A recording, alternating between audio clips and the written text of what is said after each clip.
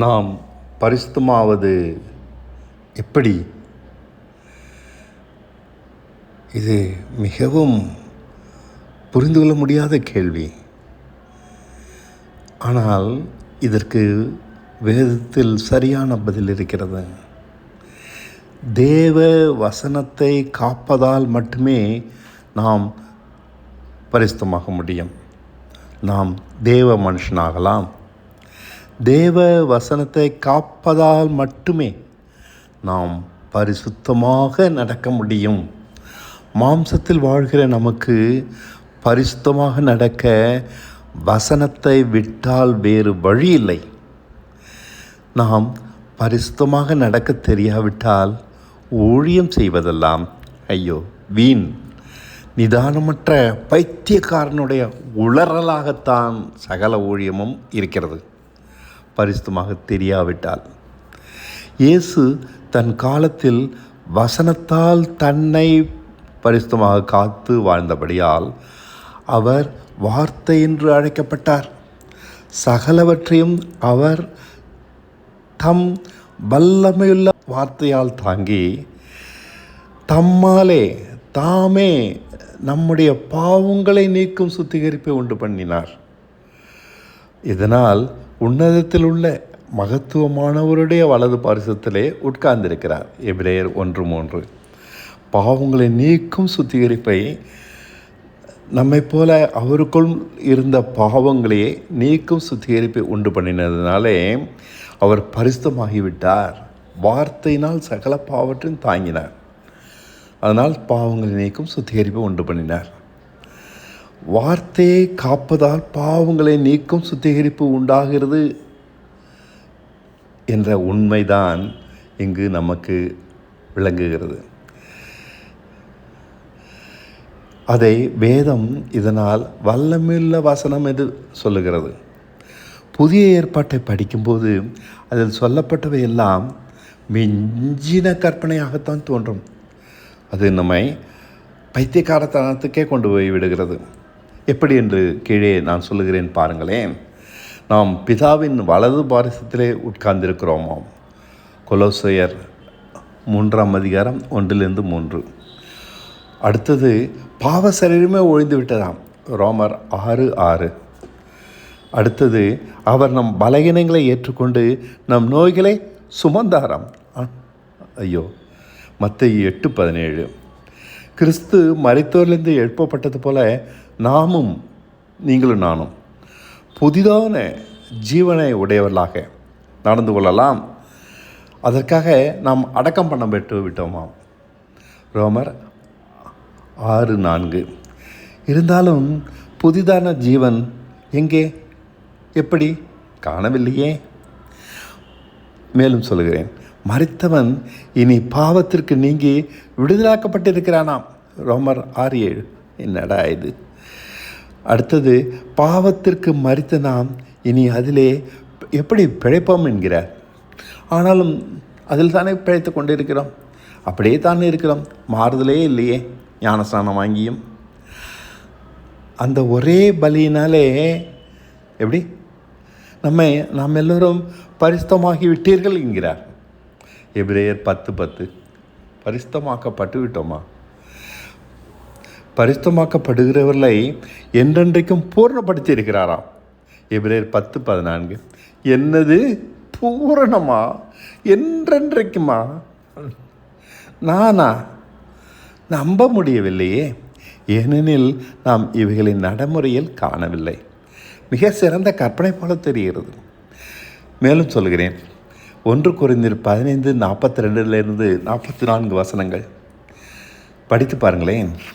அதன்படி நாம் பலவீனமாய் இருக்க முடியாது, கனவீனமாய் நடக்க முடியாது, தாறுமாறாய் நடக்க முடியாது, மதியீனமாய் இருக்க முடியாது. இருக்கக்கூடாதல்ல, இருக்க முடியாது. ஜென்ம சுபாவம் உள்ளவர்களாய் இருக்க முடியாது. ஆனால் அப்படித்தானே இருக்கிறோம். இப்படிலாம் நடந்தால் நல்லது தான். ஆனால் இந்த உலகத்தில் தான் நடக்க வேண்டும். சபையில் சொல்கிறார், இது பரலோகத்தில் தான் நடக்கும் என்கிறார்கள். பரலோகத்தில் தான் அப்போ பரிசுத்தமாக இருக்க முடியும், இந்த உலகத்தில் இருக்க முடியாது. இந்த உலகத்தில் நடந்தால்தான் இது பயனுள்ளது. ஆனால் இது பார்க்கும்போது எரிகோ கோட்டை போல் இருக்கிறது. இவைகளை எல்லாம் அடைய முடியுமா, அனுபவமாக்க முடியுமா? பவுல் அடைந்திருக்கிறான், அதனால் தான் அவன் எழுதுகிறான். இயேசு இப்படி சொன்னால் உம்மால் முடியும், எங்களால் எப்படி முடியும் என்று சொல்லிவிடுவோம். ஆனால் பவுல் சொல்கிறானே, சரி பவுலை விடுங்கள், அவன் ஏதோ மிஞ்சி பேசுகிறான் என்று தள்ளிவிடலாம். யோவானை பாருங்கள் ஐயா, பூரண ஜீவனால் நிரம்பி வழிகிறான். அந்த ஜீவன் வெளிப்பட்டது அந்த வார்த்தையை கையும் கொள்ளும் போது என்கிறான் 1 யோவான் 1 1-2 வசனங்களில். அவன் புதியான ஜீவனால் நிரம்பி வழிகிறான். ஆக இது இவர்களுக்கு சாத்தியமானால் நமக்கும் சாத்தியம் இல்லையா? முடியும். நாம் உங்களுக்கு பிரசங்கித்த பிரகாரம் நீங்கள் அதை கைக்கொண்டு நிலைத்திருந்தால் ரட்சிக்கப்படுவீர்கள். மற்றபடி உங்கள் விசுவாசம் விருதாவாக இருக்குமே. 1 கொரிந்தியர் 15:2. என்னடா இது, மற்றபடி உங்கள் விசுவாசம் வீணாக இருக்குமே. இப்படிலாம் இருந்தால் தான் உங்கள் விசுவாசம் பயனுள்ளது என்கிறார். இந்த வசனங்களை நாம் பற்றி கொண்டு வாழ வேண்டும் என்கிறார். அதாவது இப்படிப்பட்ட வசனங்களை விசுவாசிக்க வேண்டும். விசுவாசத்தினால்தான் கை கொள்ள முடியும். அப்படி கை கொள்ளாவிட்டால் நம் விசுவாசம் வீணாக இருக்கும் என்கிறார். விசுவாசத்தால் சிலுவை பற்றிய வசனங்களை நாம் கை கொள்வதில்லை. அதுதான் நம்முடைய சகல பிரச்சனையும்.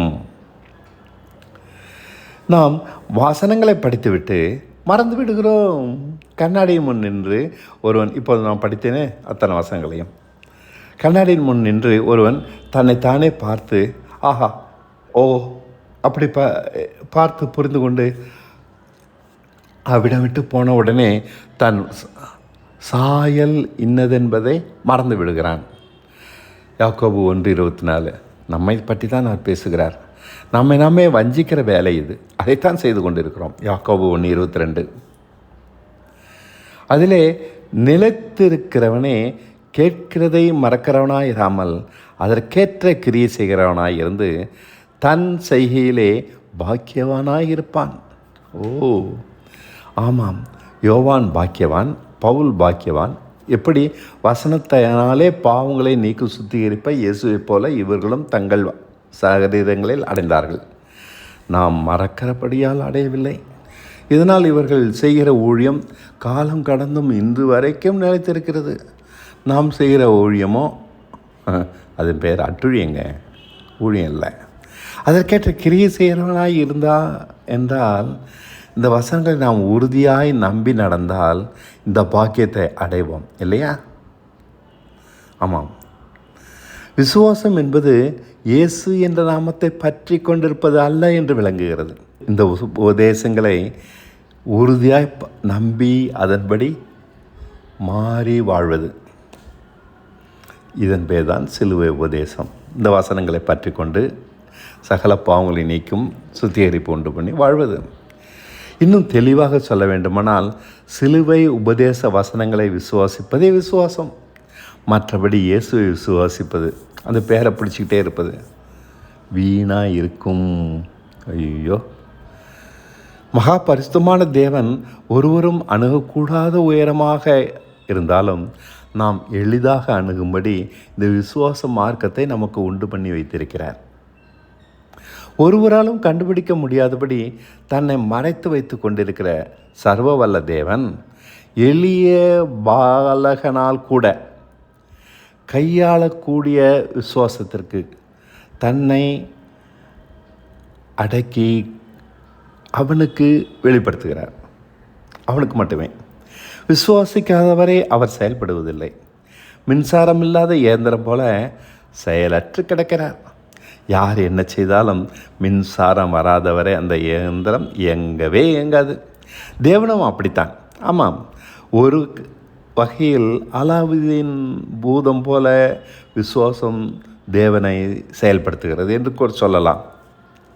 ஒரு உதாரணத்திற்கு, என்னிடம் விசுவாசம் உறுதியை கண்டால் அவர் செயல்படுகிறார். வசனம் உண்மை, அது மாறுவதில்லை என்ற உறுதியான தைரியம் விசுவாசிக்க வைக்கிறது. பாவ சரீரம் ஒழிந்துவிட்டது என்று வசனம் சொன்னால் என்னிடம் பாவம் வருகிறதே என்று சொல்லாமல் அதை மறந்து எந்த பாவமும் என்னிடம் காணப்பட முடியாது என்று விசுவாசம் எதிர்த்து நிற்கும். இந்த கபடமற்ற குழந்தைத்தனம்தான் விசுவாசமாகும். அந்த வசனத்தின் மேலுள்ள நம்பிக்கையின் உறுதி அப்படி. முடியவே முடியாது. அதற்கு மாறாக எதுவும் நிகழாது. நிகழ வாய்ப்பே இல்லை. பாவசர் ஒழிந்துவிட்டது. பாவம் இனி என்னால் செய்ய வாய்ப்பே இல்லை. குருடன் பார்க்க முடியாது. அதே போல் நான் இனி பாவி இல்லை. பாவ சரீரம் ஒழிந்து விட்டது. பாவம் செய்ய என்னால் முடியவே முடியாது. கூடாதல்ல. இந்த தெளிவு, இந்த நிச்சயம், இந்த தைரியம் இதுதான் உறுதியான விசுவாசம். இதை தேவன் நம்மிடம் காணாதவரை அவர் செயல்பட மாட்டார். அலாவுதீன் விளக்கினால் என்ன பயன்? அதை தேய்க்காவிட்டால் தேய்த்தால் மட்டுமே பயனுண்டு. வசனங்களை வைத்திருக்கிறோம், பக்தியாய் படிக்கிறோம், உபவசிக்கிறோம். அதனால் என்ன பயன்? பாவ சரீரமும் ஒழியவில்லை. ஞானஸ்நானம் வாங்கியும் பழைய ஜீவன் தான் நம்மிடம் காணப்படுகிறது. பவுல் பேசுகிற புதிதான ஜீவன் எங்கே, எப்படி? தெரியவே இல்லை. வசங்களை நம்பி நடக்க சகல பாவங்களையும் நீக்கும் சுத்திகரிப்பு உண்டாகிறது. மதியினம் நீங்குகிறது, பலவீனம் நீங்குகிறது, தாடுமாறுகள் நீங்குகிறது. நாவிலும் தான், சிந்தனை நடத்தையிலும் தான்.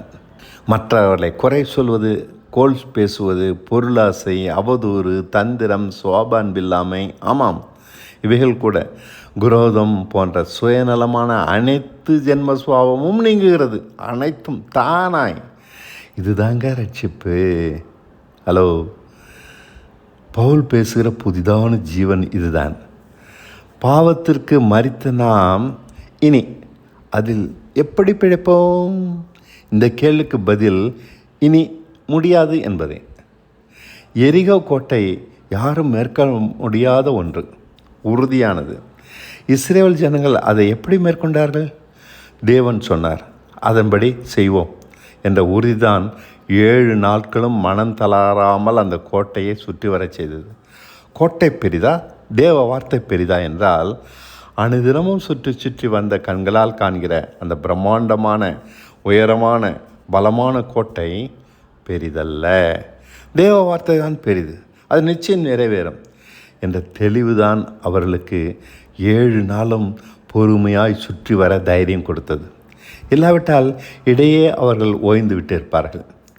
அவர்கள் மனம், இது முடியும், இது நடக்கும், நாம் ஏமாற மாட்டோம், ஏனெனில் இது தேவ வார்த்தை, சொன்னது மாய்மலமற்ற தேவன் என்று தைரியம் இருந்தது.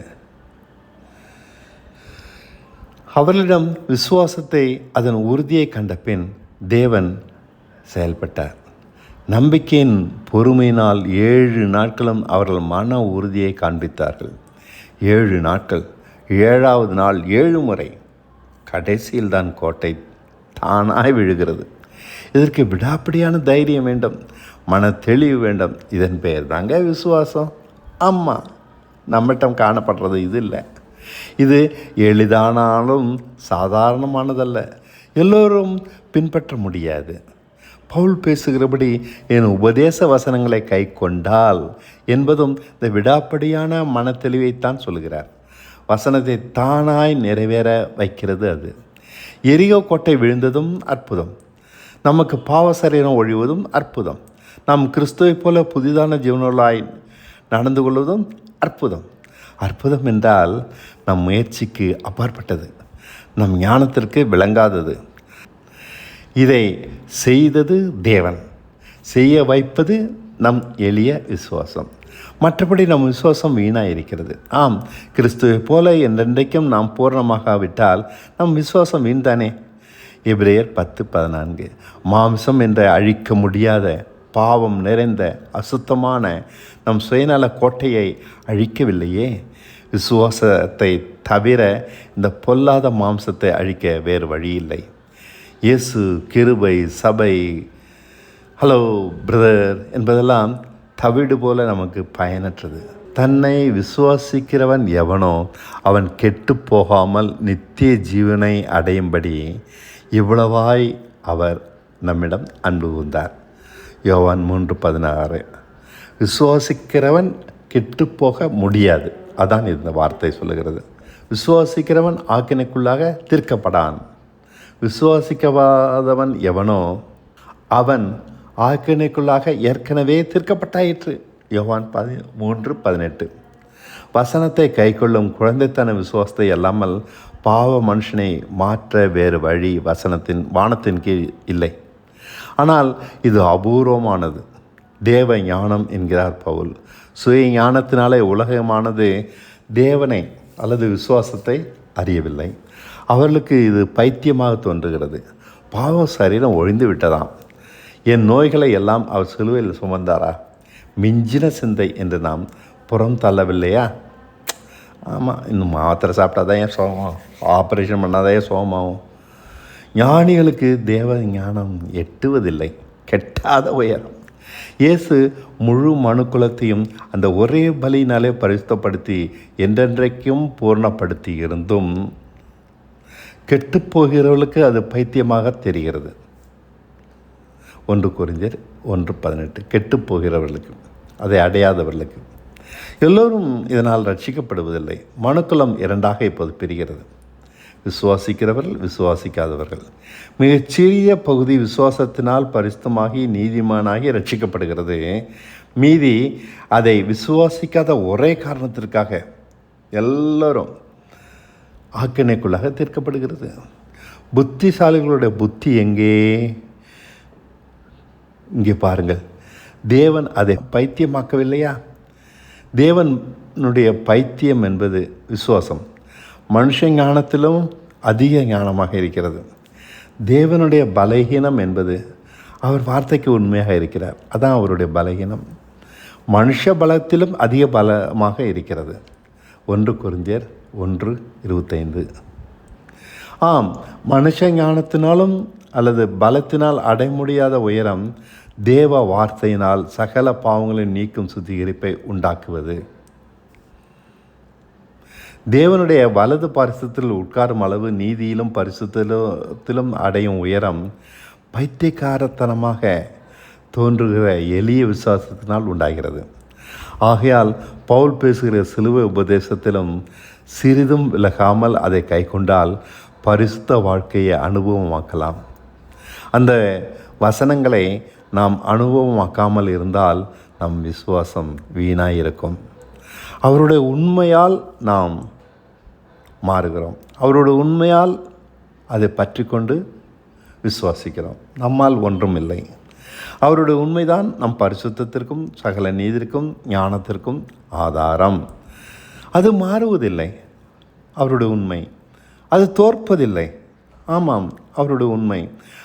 அதனால் நாம் எப்போதும் ஜெயிக்கிறோம், எப்போதும் நிலை நிற்கிறோம், என்றென்றைக்கும் பூரணமாய் நடக்கிறோம்.